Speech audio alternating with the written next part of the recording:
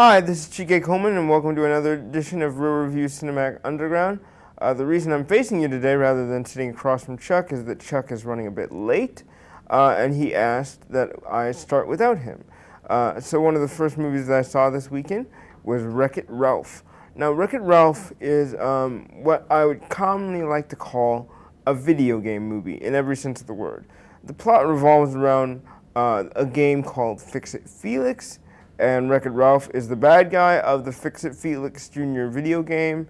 Ralph is tired of being the bad guy. He always gets pushed off a giant building in the video game because the whole object of the game is for Fix-It Felix Jr.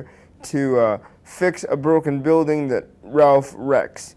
And when Felix successfully fixes the entire building, Ralph gets carried up and pushed off the giant tower of a building onto the floor, muddy surface below. So Ralph is very tired of having that happen to him for over 30 years and getting no recognition for the work that he does. So he decides to go turbo, which is in effect game hopping. And while game hopping, he tries to go to this place called Hero's Duty so he can win a medal and be considered a hero, when in fact he actually just steals the medal. He comes across a woman named Penelope, and Penelope is this sugar-sweet candy of a girl that's actually a glitch in a Candyland-style Mario Kart video game, and basically that's the plot of the film. Now, I really thought this film was absolutely genius and genuine. I was unexpectedly emotionally I was drawn to the film in ways that I didn't think I would be. It's really a very sweet and funny Disney film. I almost said Pixar because it looks like it should be a Pixar film, and it is in fact not. John C. Reilly voices Wreck-It Ralph.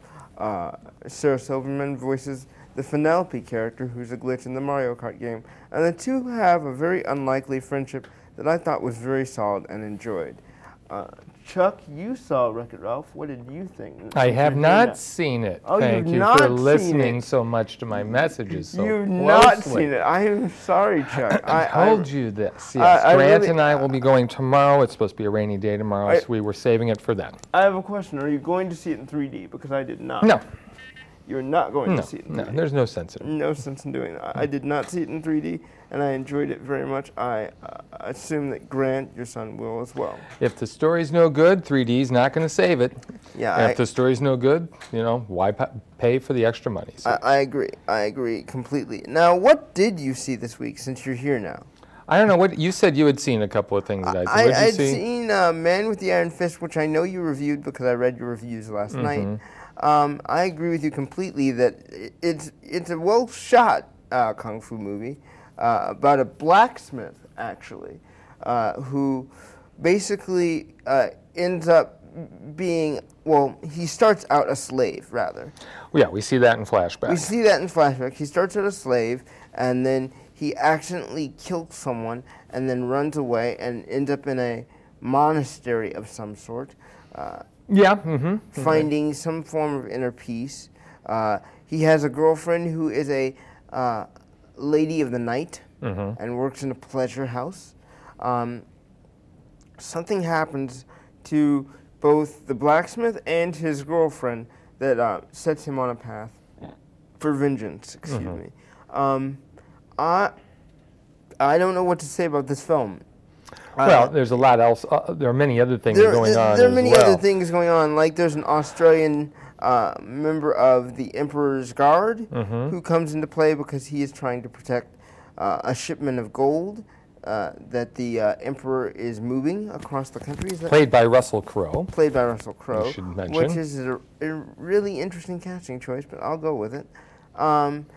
And let's see, I'm trying to remember all the details because half the time my brain was shut off. Well, the details really don't matter. They really don't. I mean, it gets to the point to where there are far too many details in a movie like this. You're not going to a film like this for intricate plotting. Yeah, and the problem is none of the details mean anything. Right. I mean, you're going to see, heads being kicked in, wire work, hopefully some imaginative martial arts sequences. You're not going in to get this complex thing about, a certain faction who wants to take the gold.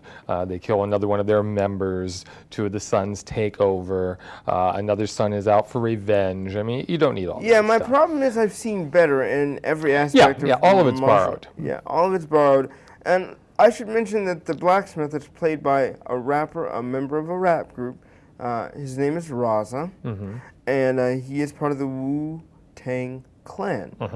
And this is not Raza's first foray into feature filmmaking. He has had a few other small things, and he was a music director on the animated miniseries Afro Samurai. But beyond that... well, as far as directing a feature-length film, though, no, I mean, this is his first time out doing that. This is his first time, and I don't believe it will be his last. Not to say that his direction is anything under the line of plausibly good, because it's very standard.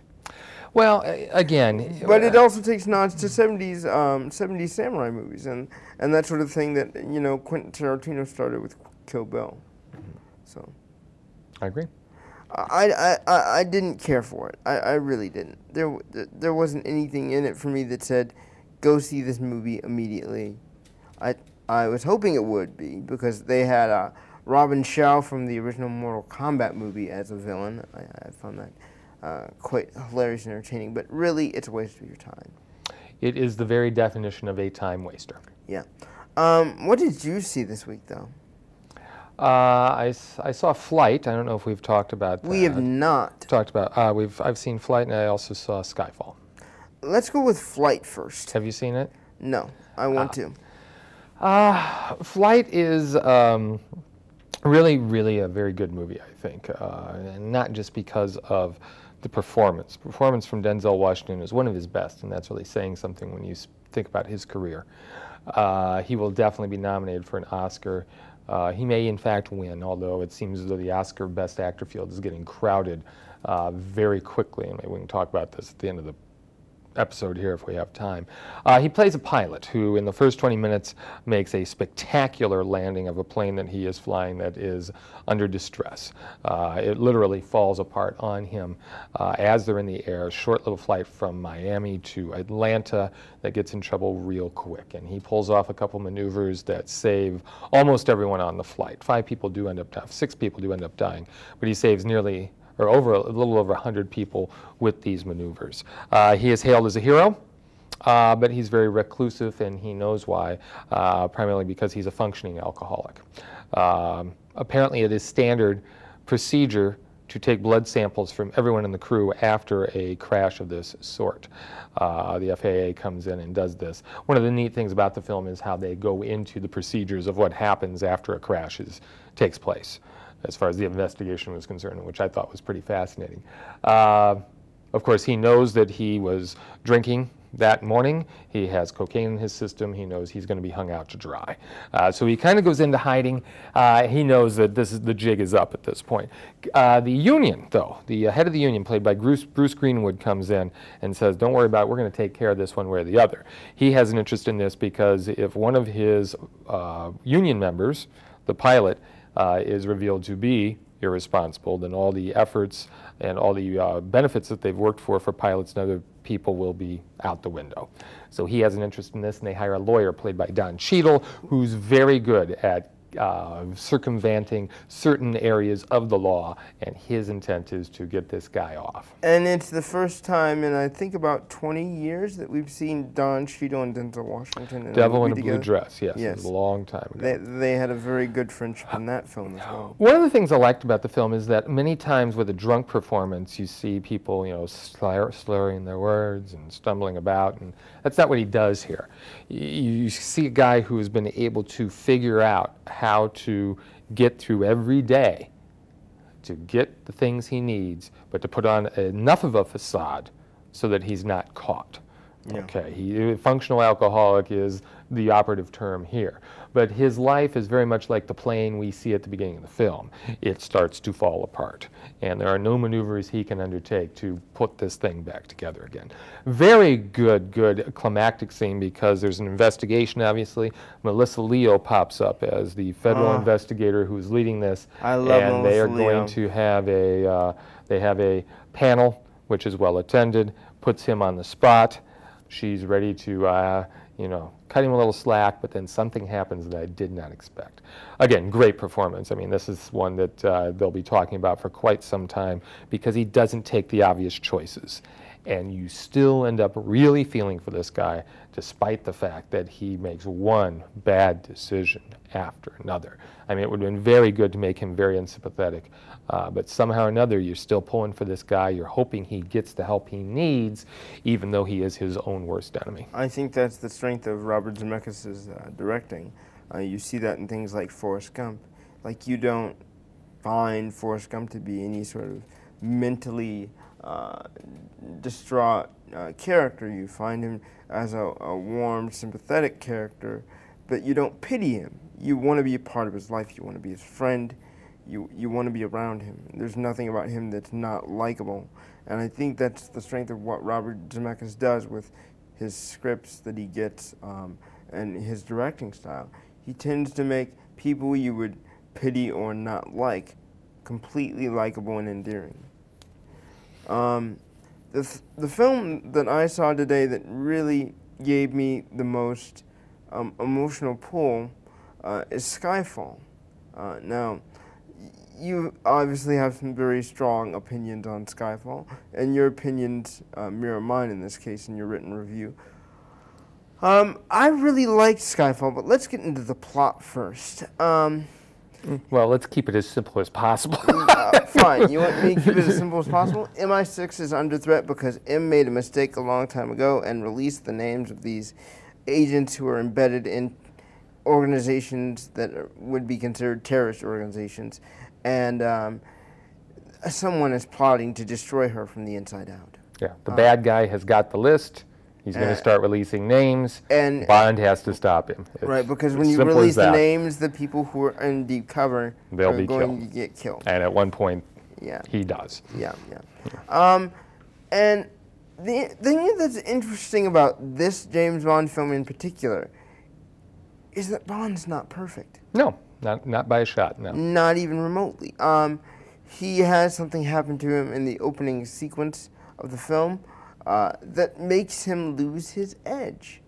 And I think that was something that was very deliberate in the writing. You wanted to give Bond more than just a chip on his shoulder. You wanted him to feel ineffective and see him fight his way back. There was something about that that made me root for him. Mm-hmm. But really, I want to be dead honest with you. This film is not Daniel Craig's James Bond film. It's Judi Dench's film in every respect of the word. I would say it is. I've never liked her in this role. That's completely fair. But for all of the intents and purposes, even if you didn't like her, you had to be concerned about where her character was going. In not liking her, I've never had any sympathy for her. I don't think you're supposed to. But, well, I think, then why am I invested? That's why I don't think it's her film. Okay. You know, she has no problem using people. And that, I think, is one of the big sins she commits, even using Bond at this point. Mm-hmm. I mean, she throws him out there knowing full well he's not 100%. Yeah, and knowing that he's failed every schematic test involving getting back into field work. Right, and how do we read this? Do we read that as a vote of loyalty, a vote of confidence towards Bond? Or do we read this as, well, I've got no other choice, so away you go? Yeah. I didn't really know how to read it because she plays her cards so close to the vest. I wanted an emotional scene from her. Mm-hmm. I wanted her to, you know... You wanted her to feel bad and break down. I wanted to see any sort of feeling. I mean, I don't need a sobbing, breakdown scene, but just any sort of feeling, any sort of, yeah, maybe I did do you wrong, maybe, you've always been the best guy for, my go-to guy, anything. Maybe I've made some mistakes. Yeah, that's all I want. And I she didn't get acknowledge that. And at one point in the film, she does literally put herself in harm's way despite several warnings to get out of where she's at. Which is admirable. Yeah, yeah. I mean, if anything, the character knows about loyalty to the country, you know, to the organization she works for, and she is, you know, the paragon of that without question. Right. The film is directed by Sam Mendes. Which seems an odd choice, but boy, does he pull it off. Yeah, I mean, man, I was completely American Beauty. Skyfall. And boy, he pulled it off wonderfully. I thought he did a fantastic job. There's no words to describe how beautifully shot these scenes are. Not just by Sam Mendes, but by cinematographer and frequent collaborator Roger Deakins, who's been in the business for who knows how long. You know, one of my favorite sequences is the fight in the high-rise. Yeah. The skyscraper. They're in Japan, I believe. Yeah. And in Japan, if you've seen Shanghai, you see all those images of the skyscrapers that have these moving billboards on the side of them. And Bond and another person are fighting on about the 60th floor of a building. And behind them, you see this jellyfish billboard, neon billboard moving. And yeah, the room's completely dark, except for the lighting behind them, and they're in silhouette. And I mean, it's a wonderfully choreographed shot thing, and the only other light is every once in a while the gun that's between them goes off, which briefly lights their faces. It just seemed to me that every action sequence here, they looked at it and they said, wow, this is good, but how do we make it better? Yeah, I mean, everybody they took was working the time to really think it all out. That opening sequence is one of the best. Yeah. Absolutely fantastic. The nods to the franchise are plentiful, but they're subtle. I love that too. The nods are there, but they don't seem like grandstanding. They all work logically in the plot. I'm going to just mention a couple of the nods because they're not going to destroy anything. There is a nod to the exploding pen. There's a nod to the original Aston Martin. There is just copious little small things where you're like, oh, they did that, huh? Well, yeah, and it's a neat little thing because they're catering to the Bond fan, but also this is a great point to jump on. Yeah, I mean, it's the 50th anniversary. If people have never seen a Bond film, I mean, they're really making it, this is a good entry point. It's probably the most accessible Bond film to date. Yeah, I mean, because you've also got new characters, new old characters, and, you know, they really are starting over here, in a sense, as much as they can. I love what they did with Q Branch, though. Yeah. They made Q Branch useful in other than in the sense of, here's your technology, go off and have fun. Right, because yeah, in the past we would see Q in the first 15 minutes, and then we would never see him again. But you're right, it becomes an integral part of the story. I think if they keep, you know, going back to London and doing bits of things in London, you know, related to how MI6 operates while Bond is on his missions, that will give us a sense of place. Right, and I think it's necessary. Obviously, one of the purposes of the film is to bring him into the 21st century. Right. And with so many things happening, you know, cyber terrorism, other things over the internet, satellites, I mean, all those things. I mean, obviously he cannot control all that while in the field. Yeah. So yeah, it's necessary, and boy, it gets you excited for the next one, and it's been a long time since you've been able to say that. Yeah, and the other thing I wanted to talk to the audience about is this is very much a man versus machine type of movie, because M is using James Bond to track down this terrorist who is using cyber technology to take down MI6.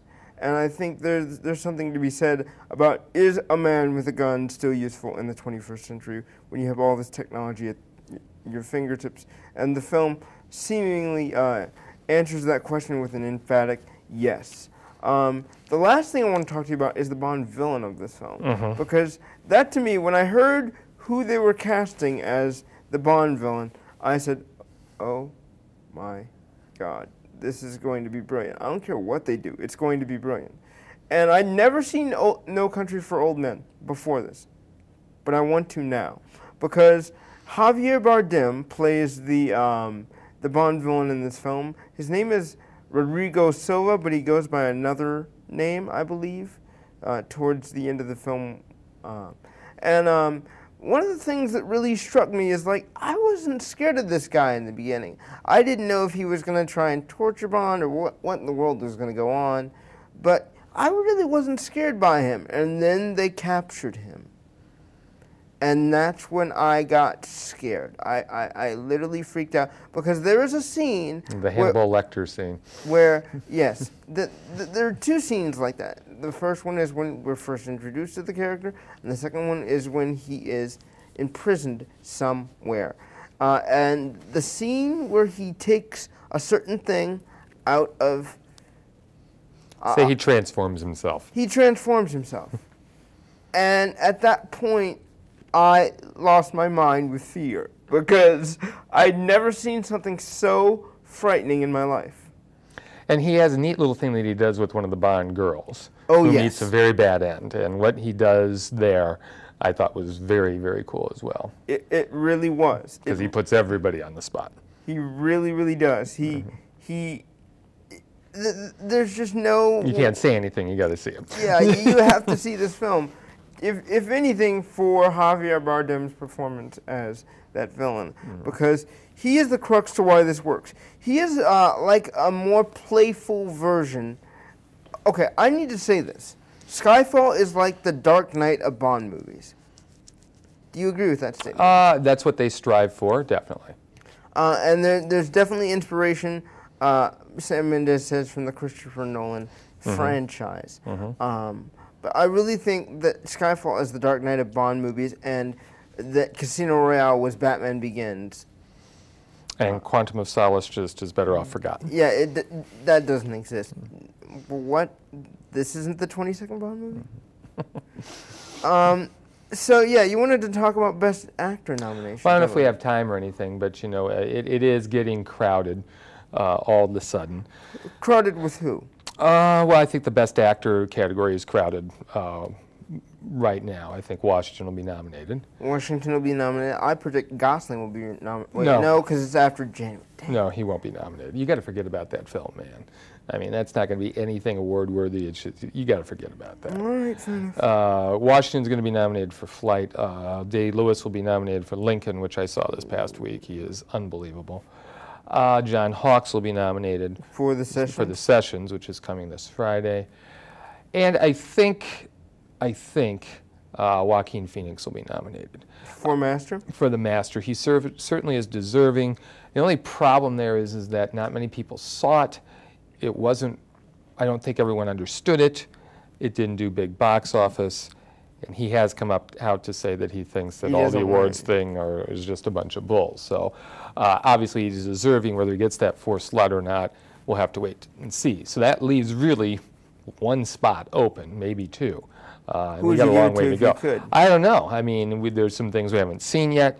And it gets kind of crowded all of a sudden when you really think about what we've seen and what's coming up.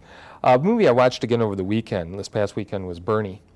And I forgot how good Jack Black was there. Oh, you lauded that film for a very long time. I wouldn't be surprised if he gets nominated. Well, I did see Bernie too. I hope it isn't forgotten. I mean, it came out so early in the year. I know that the company will do their best to get screeners out and remind everyone. But I thought he was really very good there. A lot's been said about Richard Gere for Arbitrage. I think he's the darkest of dark horses there. I would agree. It's a good performance, but I don't know if it's good enough to break into the top 5 this year. Right. For actresses, that's where it gets really complicated. I don't think so. I'd be hard-pressed to think of 2. Oh, I wouldn't. I've already got 1, and I haven't even seen the movie she's in yet. And that would be? Jessica Chastain for Zero Dark 30. Well, but you haven't seen the movie yet. I'm just saying. How do you know? She's lauding the time frame. The time frame is the hint. Well, the time frame is so it'll get a Best Picture nomination. You can still get Best Actress nomination if you're in December. I agree, but I think that's why they're doing it. They're not. I don't think they could. I think they could care less whether she's nominated for that. They want the picture nominated. I'm sure they do. Yeah. The other film that I think is going to get recognition. Well, actually, there's 2 films that will get recognition. The Hobbit will get some sort of recognition, and I believe that Les Miserables will get recognition. Yep. And who knows? Hugh Jackman could get that 5th slot for Best Actor as well. We haven't seen him. I would love to see him win Best Actor for Les Miserables. You know, he you know, him in a musical, I mean, that's right in his wheelhouse, and a lot of people don't realize that. That's his money. I mean, you know, if you just know him from the movies, you know him as Wolverine and a few other things. But I mean, this is where he really shines, and I think that would be a nice nod to him if he were to get nominated. You know what I found out recently about Les Miserables?